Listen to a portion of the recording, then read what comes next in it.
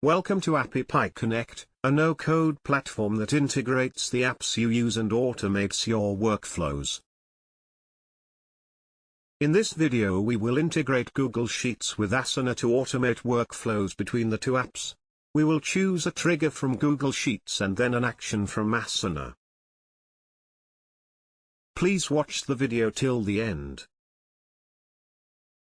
Start by selecting Google Sheets as your trigger app. Next, choose a trigger event. This is the trigger event that will initiate the flow in Connect. Select the one that will fit your needs. Now select Asana as your action app.